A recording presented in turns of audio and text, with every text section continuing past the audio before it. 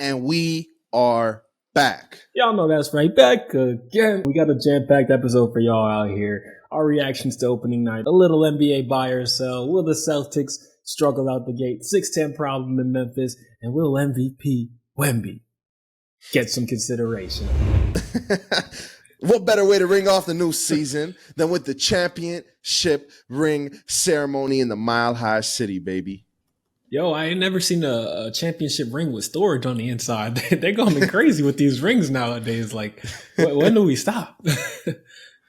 Listen, man, it's the Joker's first chip. It's the first chip in the Mile High City. You know they had to go crazy with it in 2023, man. But I ain't gonna lie, man. The Denver Nuggets were not just celebrating a championship tonight, all right? They were celebrating the first win of the season, the NBA opener against Los Angeles Lakers. And let's be real, they fared pretty well in the first game of the season. Ty, what are your thoughts? Bro, it feels like we picked up right where we left off last season. Like Jokic looking unstoppable, Nuggets playing with confidence.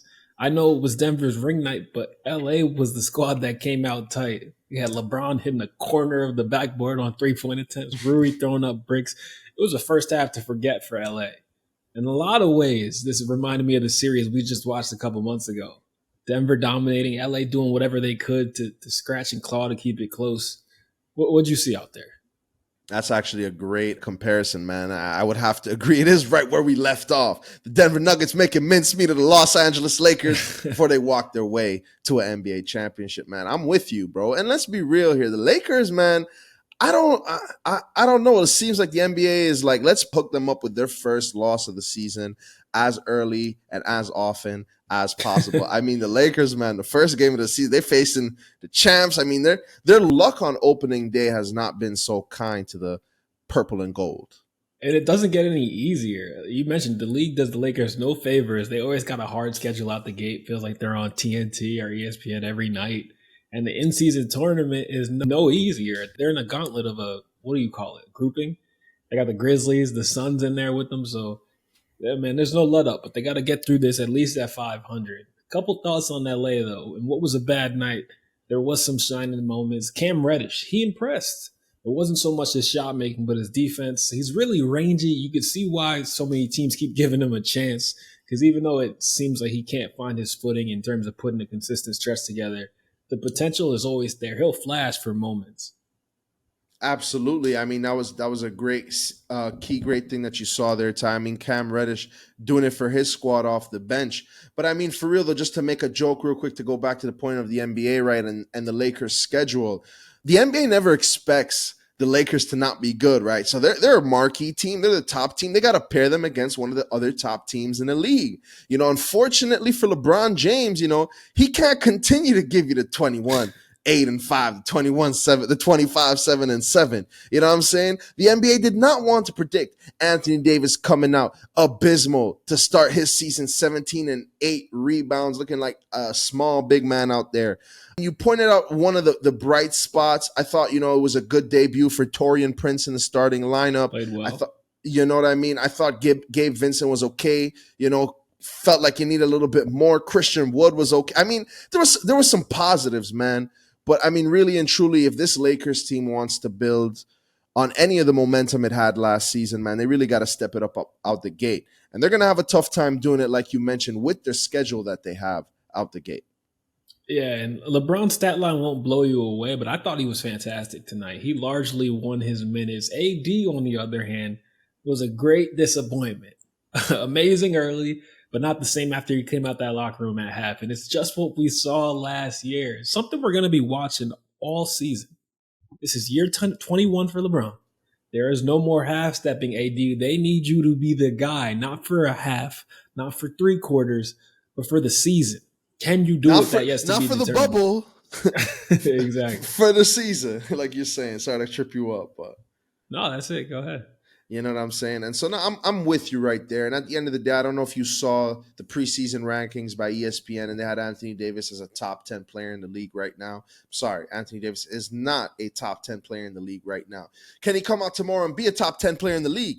Yes. He's one of the rare players who has that ability. But if you ask me right now, based on what we've seen from him on a consistent basis, how he was supposed to be the one to LeBron's two, You know, really and truly, LeBron wasn't supposed to be carrying the load at 40, at 60, or however old he is. You know, Anthony Davis, the young buck, he's supposed to come and get you to 28, 30, and 12. You know, big, real Dwight Howard numbers from back in the day. But unfortunately, we failed to see that from him time in and time out. And the Lakers are too heavily invested in Anthony Davis for them to not get more from him. Yeah, you can point the finger at other people. Yeah, you can point the finger at LeBron. But at the end of the day, Anthony Davis, you are there in your prime, supermax all-star, superstar, you know, and you 60 got to do million a more. year. Yeah. Yeah.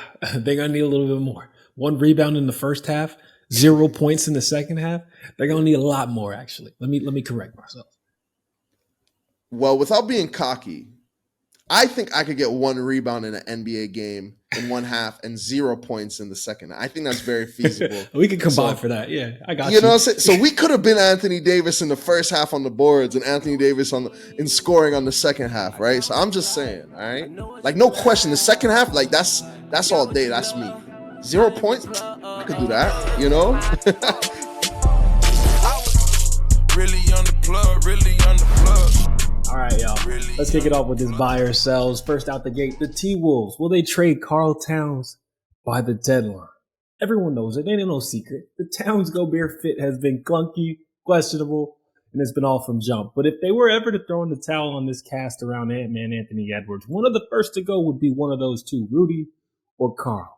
The question is, do you see the T-Wolves trading Karl Towns by the deadline? I'm selling. There's no way. I mean, Cat is their franchise player. I mean, with the addition of Anthony Edwards, that changes a little bit. But he's not a two. He's the 1B to probably Anthony Edwards is 1A. All that being said, he's a much more versatile player. He gives you much more Yeah. offensively than Rudy Gobert can. Doesn't give you as much defensively as Rudy Gobert. But with what we've seen from the two, I think you can do away with one of the Twin Towers, and it's not going to be Cat. You know, originally they thought, all right, we'll bring Rudy Gobert in on the offensive end. Cat spreads the floor enough for this to work. But I'm sorry, Rudy Gobert, not only has he been terrible on offense, he hasn't given you exactly what you've expected on defense. I'm selling. Yeah, I mean, it was 23 in the opening night. I was like, man, did Tim Conley and the Timberwolves see something that all of us NBA fans missed? But after a while, the real Gobert showed its head. And honestly, the reason I think I'm buying is because of all they gave up for Gobert. It's impossible to get that back 2 years older and with some of that defensive player of the year shine removed. So the only way to get back what they gave up is for Towns to go. And I know he's the better player of the two, but the real best player is Anthony Edwards. And the real problem there is that they're going on year 4 now. It's been 4 years since Towns and Ant-Man were put together, and they have very little to show for it. And the biggest reason in my eyes is because one of those two has come up small in every postseason, and it's not Anthony Edwards. It's Yep. Karl Towns. This stat shocked me, bro. Over 16 playoff games, Karl Towns is averaging 18 points per game. Well below his career numbers. Yeah. Yeah, there's no question. I mean, this is the thing, right?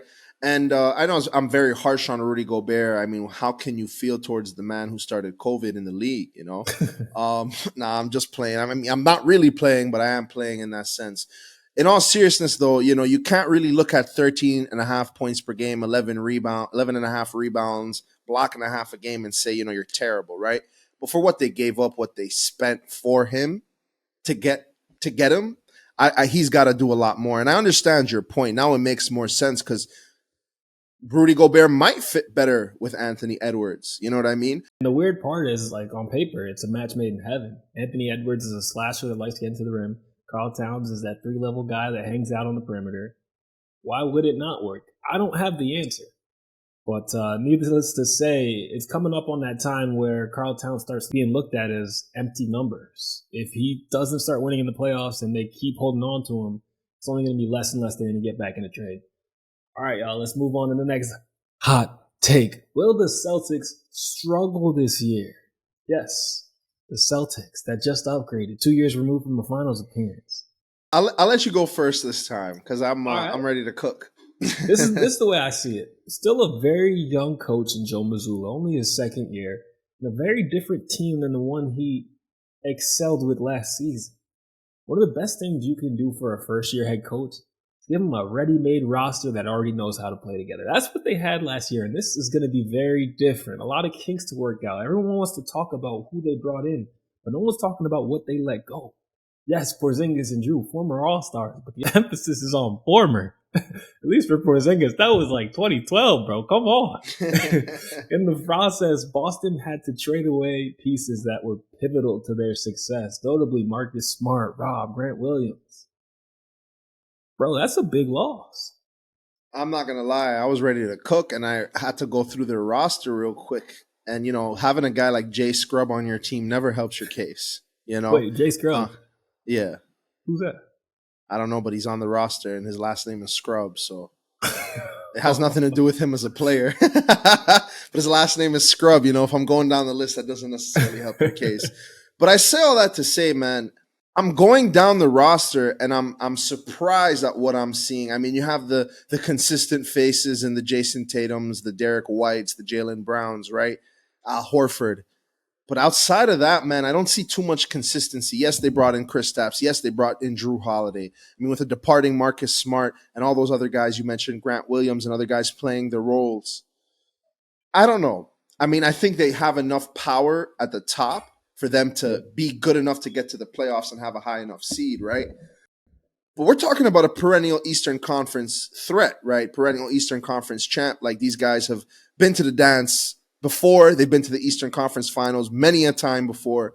They have the stars who have, I think Jason Tatum, Jaylen Brown will take this season to take the next step if they haven't already. I'm on the fence here. At first, I was very quick to sell, but I don't know. I'm not buying, but I'm not selling. I'd say I'm somewhere in the middle here. If I had to pick, I'd say I'm selling. And honestly, I'm probably closer to you than the way I made it seem. This is the NBA. At the end of the day, cream of the crop always rises to the top. So I'm not saying the Celtics are going to finish at 500. But let's acknowledge what walked out that door. I mean, hate him or love him, Marcus Smart made a lot of big plays for the Celtics in key moments. He will be missed. And the guy brought in to replace him is coming off the bench. That's Drew Holiday. Yeah. Porzingis is going to be great. He looked phenomenal preseason, a different element for them. But can you truly count on him to be there? And after him on the depth chart, the only quality big is old man Al at the ripe age of 37. Come on. Very ripe, very ripe. At the end of the day, I'm with you on everything you said. The cream of the crop, right? The NBA talent rises to the top, and I think that's what's going to keep them afloat. But there's no question they lost their core, right? You didn't lose your stars, but you lost everybody else, basically. And now it's time for this next second unit or these new guys who are, second on the totem pole. It's their time to step up and show. We've talked about it. I think Peyton Pritchard's really going to have a good season. You have exciting rookies like Jordan Walsh. You have, again, I want to see what Drew Holiday and Kristaps are able to do in the green and white, Maybe Kristaps able to make up for what he did in the Garden, the other Garden, the real Garden, So, and that ain't no shot. Everybody knows MSG is the real Garden. So yeah. I ain't really a shot. Backwards for a second. No. Everybody knows the MSG is the real Garden. I mean, with all due respect to the Celtic fans, I mean the Celtic fans. Moving on. In Memphis, that was a really awkward transition, but hey, we'll take it. In Memphis, there's a lot of weight being put on these young stars. Ja Morant, who is going to miss a big chunk of the season, right? The next 25 to life. You got Desmond Bane and you got Jaren Jackson Jr. Do the Grizzlies have a JJJ problem, Ty? I mean, y'all saw what happened in the summer. Team USA was let down, and he was the main fall guy.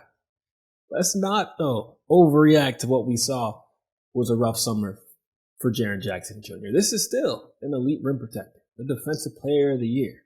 He may rebound like a 6'3" guard, but he's still a 23-year-old with lots of potential. But see, the problem here is Steven Adams just went down for the season. So now Jaren Jackson Jr. can't hide at the 4 all night, every night. Now you're speaking facts. And this is the thing. He has the size, he has the frame, he has the defensive ability to play at the 5, right? But at the same time, like you saw in terms of rebounding, in terms of the offensive end, he sometimes leaves more to desire. you know? And like you said, without Steven Adams, the veteran big man, you can almost guarantee that double double. You know, it's coming one way or another. You're at least getting the rebounds, you know, if you're not getting the points. So Jaren Jackson Jr.'s got a big role to fill in, especially like you said with that first 25 to life, 25 games Josh serving. There's going to be a lot from Jaren Jackson Jr. Do they have a problem? I'm selling because I think it's too early to say, even in that kind of experience in what just happened this summer with Team USA, that he's a bust or he's not going to be able to repeat the success that he had the last season. Absolutely. And the Grizzlies are going to give him the opportunity. But if I'm them, I'm really thinking about a backup plan because he averaged 6 rebounds a game last year, and that was a career high. The dude is 6'11 with a 7'5 wingspan. That's not good enough, especially when you compare him to his peers that have the same body type and minutes as him. Talking about Evan Mobley's, Jared Allen's, AD, if you're really stretching it. They're all 4, 5 more rebounds per game than he is. Even Rob Williams, who's 2 inches shorter and is playing 10 minutes less per game, was out rebounding him. So this is a serious issue because there's no other centers on that roster. We're talking about like a European stretch four is the next tallest, and then there's 6'7", 6'8", 6'9" guys at the tallest. So I mean, I don't know if it's a trade. I don't know if they just need to get vet off the waivers. I know Dwight Howard is looking for a job, but they got to do something to make sure that center spot does not become a problem. There's no question. There's no question. I mean, Dwight Howard, if anything, I mean, he's been making it known he's trying to get back to the league. You know, he had his fun in the Philippines, but it's time to move on. Who wasn't hitting the same? The foe, you know, and we ain't talking about Moses Malone either. We're talking about the food. I don't even know. That might be Vietnamese, so let's cut that. But with that being said, though, bro, there's no question about it. I think that we're in agreement here about Jaren Jackson Jr. and what he's going to be able to do this next season. But without the proper support coming off the bench and maybe even a partner in the back court or in the front court, it might be difficult for him to do what he did last season without the support of Steven Adams. Or speaking of someone that's not having any difficulty at all, Victor Wemby, bro. We got a hot take. This might be the spiciest of them all. Will Wemby receive MVP votes at the end of this season? There's no question in my mind. I mean, this guy's he's not going to be in the conversation for runner-up or winner, but Wemby's going to be in that conversation. I mean, did you see what he did to the remnants of the 2022 NBA champions Golden State Warriors in that last preseason game? I mean, he absolutely annihilated them. Not only was it blocking the most ridiculous shots, I mean, really look up that graphic of him blocking Andrew Wiggins' shot. You want to talk about a freak of nature. You want to talk about something you don't see every day. That's it right there. I mean, the guy was insane on the defensive end, and that would have been enough. But guess what? He was giving you the step back, the 3-pointer. He was giving it all. He was getting down the floor in the fast break. He was getting the steals. Like, I could not believe what I was seeing, man. Sprinting back on defense like true Spurs basketball. He's not lollygagging. He flex after an and but other than that, there's no celebrating. This man is locked in. It seems like he's been under Greg Pop in the Spurs. Like, he's got the quiet confidence to him that we saw from a couple other greats in black and silver. And if you watched him, he is night and day, 100% passing the eye test with flying colors. Like, you can't watch him and not be excited right now. And it's the Virgin Islander in me that's saying, you know, he's not Timmy, you know, in terms of that consummate professional, you know.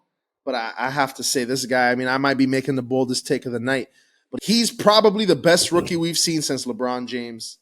And if he can play the way he did in this preseason for a long time to come, we're going to be having a different conversation as well. For real, y'all. Y'all better bubble wrap them ankles and them knees in San Antonio. I will not, if he gets hurt. We just need to see him play 82 or however many 75 San Antonio's willing to let him play. But it's looking scary. It's looking scary. There's no question. And I mean, somebody said, I don't even know who, but you remember back in the day, like 2K11, 2K12, when you'd make the crazy players who were like 7'1" with a 8-foot wingspan, arms touching the ground. I mean, the way Wemby plays is like that fake 2K character we all used to make that was super OP back in the day. So Wemby, I mean, the ball is in your court. I think as long as he stays healthy and stays consistent in a black and silver jersey, Greg Pop at the helm, Like, man. would you be surprised if he's a top 20 player at the end of the season? Like, No, I mean, I don't want to say there's no question because there's a question, right? But with that being said, I think it's a possibility that he can be a top 20 guy by the end of this season. yeah, Yeah. for real. I wouldn't have thought we were saying that even 6 months ago. So that's how special he's been in just 6 preseason games. I mean, dude, a month ago were we saying that? 2 months ago, before this preseason, we weren't saying that, you know? Yeah, it's crazy. Something different about doing it in the NBA jersey in front of fans against NBA competition. So, man, that was just 6 preseason games. Hopefully, we got 82 more. That means something on the way. It's going to be a great season. Strap up, guys, is going to be a lot of fun. With that being said, that does it. Before we get out of here, we got to talk to you guys about the greatest in men's hair care, skin care, beard care, all in one. That's right. That's EvanAlexanderGrooming.com.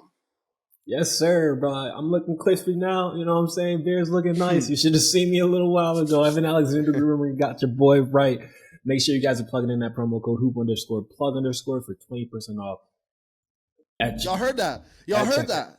Y'all heard that. That's 20% off, not 15% off no more, guys. We up in it. We up in it. Hoop plug going up. Guys, you guys supported us so much. Evan Alexander said, dang, we got to increase your bag, you know? As always, guys, appreciate y'all supporting EvanAlexanderGrooming.com. Even more importantly, appreciate y'all rocking with the Hoop Plug. First episode of this season, many more to come. And as always, put some flavor in your ear. Peace.